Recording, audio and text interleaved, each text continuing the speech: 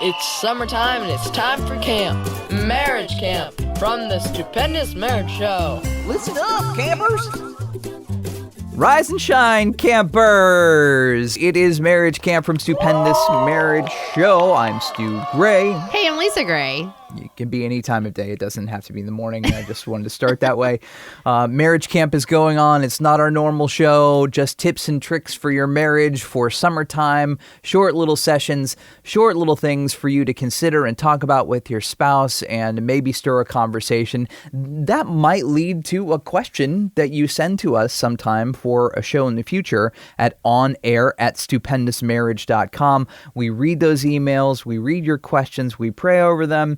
And usually what happens in our shows is we answer a question, but we're doing something different for summer. This summer, we've been talking about topics related to parenting, communication, teamwork, mindset, and even the sexy badge, and really trying to give you tools and tricks and tips to be able to work on your marriage over the summer.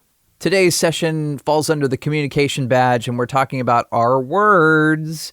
And words, they're powerful things in your marriage. I don't know why I'm doing that, but I am. Yes, you are. Words, they can either build people up, they can tear you down, and you can use them in positive ways, you can use them in negative ways, and most of the time it's one or the other. I mean, I guess you can use words that are kind of middle of the road. A lot of times they can cause encouragement or discouragement. Yeah, and honestly, this is a hard thing to even wrap my brain around at times. And I know it. I've known it for years. I remember going to a Bible study years ago, and I really never thought about the power of my words and that what I spoke out into the world really has power in a positive way or a negative way. And I never realized that before, just being a young Christian and just not knowing better. And for years, I had spoken some really, really bad words to people, negative words, putting people down. And I realized it when I went to this Bible study that, oh my gosh, all these years, I have hurt all these people.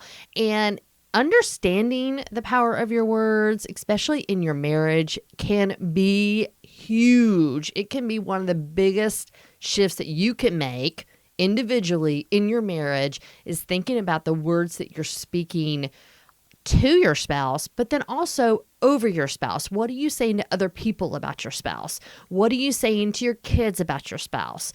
Stopping to think about your words is so significant. And there's a third one here. What are the words you're saying to yourself? Mm-hmm. So what are you saying to your spouse? What are you saying to others about your spouse?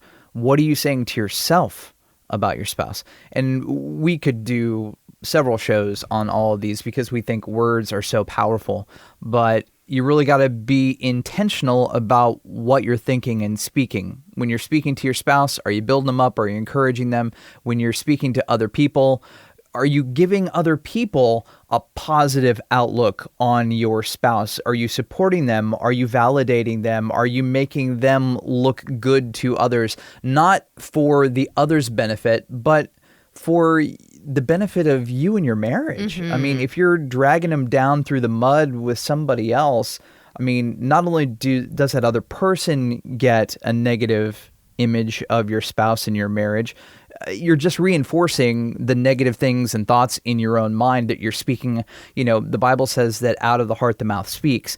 And so really being careful with those things and not being negative when you're presenting your spouse to someone else. And then those thoughts in your brain, it's so easy to go, well, they're not doing this and they're not doing that and they're not doing this, and all that negative thought, negative thinking, those words in your head. We're supposed to renew our minds, change our thinking, and that involves paying attention to those thoughts and discarding the ones that you know aren't true. I had not really thought about that, of what you think of your spouse is so significant. Scientists have proven, like, you believe the words that come out of your mouth more than you believe the words of what somebody else says. So if I say, my husband is great, and somebody else says, your husband is great, I believe my words unconsciously more than I believe somebody else's words. So it is so significant of what you're speaking over your spouse, what you're saying to them, what you're saying to other people, and then any thoughts that you're having in your mind about your spouse, really stopping and taking captive the ones that are not positive. And if there is stuff going on, man, talk to your husband or wife about it. Tell them what's going on in your heart. Man, I'm really struggling because this keeps happening and I'm offended and it hurts my feelings. And coming to them and talking about it is much better than talking to other people about it. And picking those words wisely, not you words like you suck, you're not great, but the words of I'm having an issue with this. I feel like this right now. I feel that I need something different. I would like to go in a different way with you. Making a responsible choice with the words that you're using and how you are feeling, not putting those words and your feelings off on your spouse. Now, we just had a situation happen the other day that was...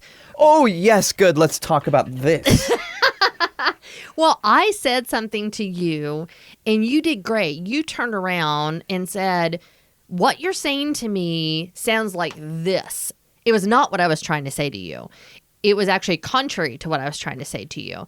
But you told me, you said, hey, just so you know, the words you're speaking right now are coming across to me this way. And we stopped everything. And I went, whoa, whoa, whoa, whoa, whoa. That is not what I meant. That is not my heart.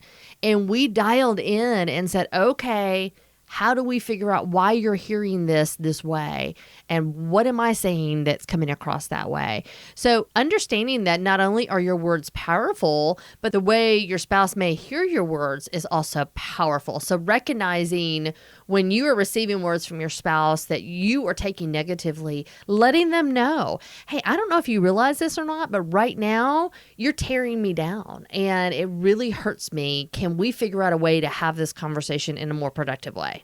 So thinking about your words, the ones you're using with your spouse, the ones you use about your spouse to other people, and the words that are in your head about your marriage, we'll wrap up this session right there, give you something to think about, and use some of your words to email us questions on air at stupendousmarriage.com if you've got a question. See you later, alligator. After a while, crocodile. I don't know the next line. Pretty soon, baboon. Yes. Okay, goodbye. Goodbye.